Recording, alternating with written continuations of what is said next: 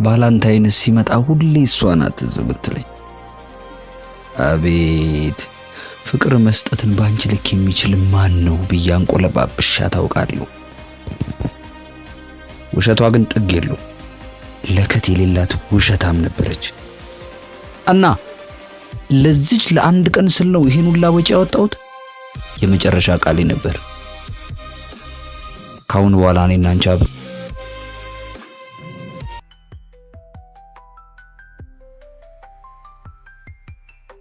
ሰላም ውድ የዩቲዩብ ቤተሰቦች እንደምን ሰነበታችሁ? እንኳን ለቫላንታይን ዴይ በሰላም አደረሳችሁ ነው የሚባለው።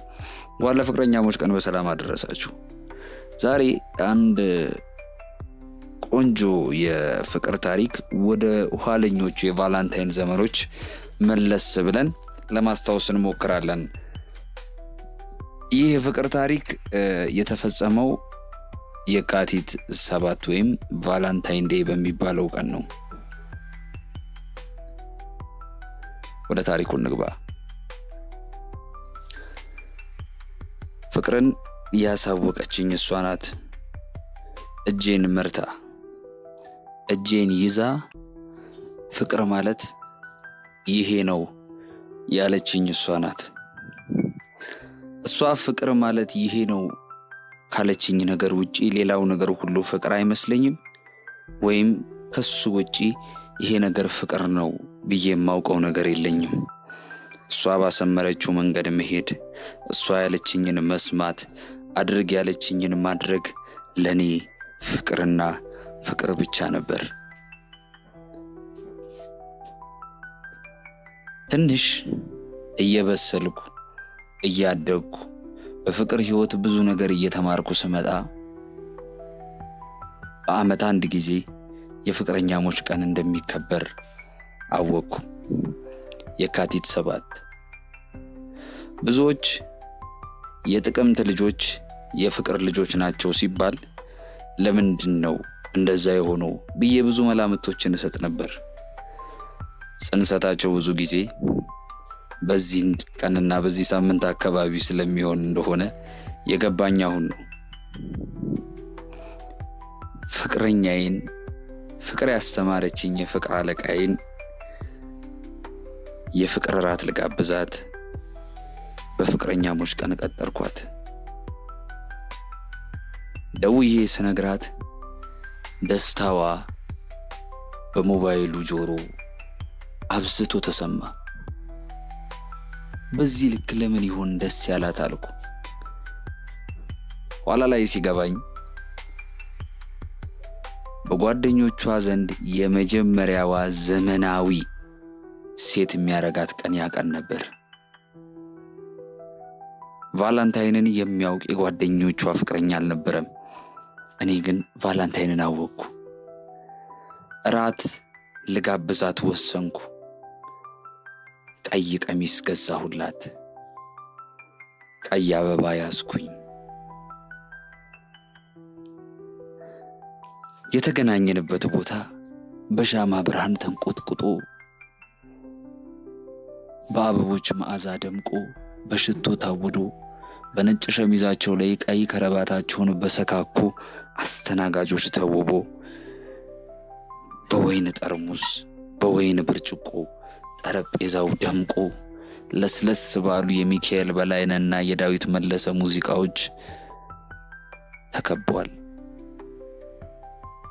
ንግስቴ መጣች። ተነሳው፣ ወንበር ሳብኩላት፣ አስቀመጥኳት። እኔም ሂጄ ቁጭ አልኩ። ቀስ እያልን ማውራት ጀመርን። ምን ያረጋል ሁለታችንም በጥልቅ የአክቲንግ ስሜት ውስጥ ተመስጠን እያስመሰልን እንጂ እውነተኛ የፍቅር ስሜቶቻችንን እየኖርን አልነበረም።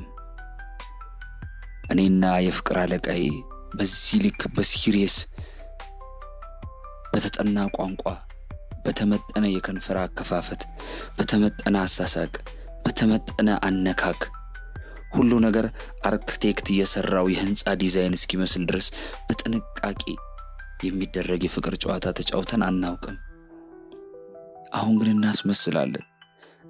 ሳቅ ሲመጣ እንደ ሀብታም እጃችንን አጣምረን ወይን እንጠጣለን። ጥፍሮቿንና ጣቶቿን መዳሰስ ብዙ የማያስደስተኝ ሰውዬ ለቦታው ክብር ስል እጆቿን እዳሰሳለሁ። በፍቅር ለትንሽ ደቂቃ እንኳን ከተያየን ሩጭ አልጋ ላይ መውደቅ ምናፍቀው ሰውዬ አክት ለማድረግ በተደጋጋሚ ስሜቴን እያጋልኩ በፍቅር አይኖቿን አያለሁ። እሷም በተጠና መንገድ አንገቷን ዘንበል እያደረገች ስልታዊ መሽኮርመም ትሽኮረመማለች። አንድ ሁለቴ የወይን ብርጭቆ ውስጥ ያለውን ወይን ከተጎነጨው በኋላ ደሜ መፍላት ጀመረ። መናደድ ጀመርኩ። ለምንድነው ይሄን ያህል የምናስመስለው አልኳት። ደነገጠች። በዙሪያችን የነበሩ የተወሰኑ ሰዎች ደነገጡ። ከዛ ምን ሆነሃል አለችኝ። እኔም እንደማፈር አልኩና ሐሳቤን ሰብሰብ አድርጌ ይቅርታ እንደንስ አልኳት። መደነስ ጀመርን። በወላይተኛ ቂጧ ተወዝውዞ ወገቤ እስኪቀነጠስ ሰበር ሰካ እያልኩ ምደንስ ሰውዬ በተጠና እርምጃ በተጠና አያያዝ ወገቧን ቀስ እያልኩ አንድ ሁለት ማለት ጀመርኩ። ምን እየሆንኩ እንደሆነ ግራ እስኪገባኝ ድረስ። እሷም ቀስ እያለች አንገቴ ስር በቀስታ ተነፈሳለች። ዝቅ አልኩ። ቀስ ብላ በስሱ ሳመችኝ።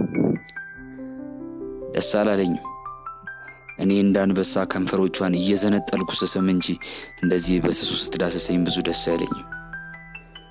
ቀስ ብላ በአካሏ ትነካካኛለች። ኤጭ አልኩ። እኔ ዝም ብዬ እንደዝሆን ላይዋ ላይ ስከመር ነው እንጂ ሰውነቷን በስሱ ስታስነካኝ ደስ አይለኝም። ማንነቴን እያጣሁት መጣሁ። መጠጡ እየሰራ ንዴቴ እየባሰ ሲመጣ ኤጭ እንግዲህ መኖር ካለብን በፍቅረኛሞች ቀን እውነተኛውን ፍቅር እንኖረው እንጂ በዚህ ልክ ማስመሰል ምንድነው? እኔና አንቺ እንደዚህ ነው እንዴ ፍቅርን የምናሳልፈው? እኔና አንቺ በዚህ መንገድ ነበር ፍቅርን የምንረዳው? ሰው ሁሉ እያፈጠጠብኝ የቃላት ናዳጅ ጎደጎድኩ። ጥያት ወጣው። እያለቀሰች ወደ ቤቷ እንደገባች ነገሩኝ። ከዛ በኋላ አልደወለችልኝም። እኔም ደፍሬ አይኗን ለማየት አልሞከርኩም። አልደወልኩላትም። የፍቅረኛሞች ቀን በተባለው ቫለንታይንስ ዴይ የኔ የምላት የፍቅር አለቃዬ፣ የፍቅር መምህሬ ያስተማረችኝን ፍቅር ትታ አርቲፊሻል ማንነት ብትገነባ በፍቅረኛሞች ቀን ፍቅሬን አፈረስኩት። ይህን ቪዲዮ ከሰማሽ ይቅር በይኝ የፍቅር መምህሬ።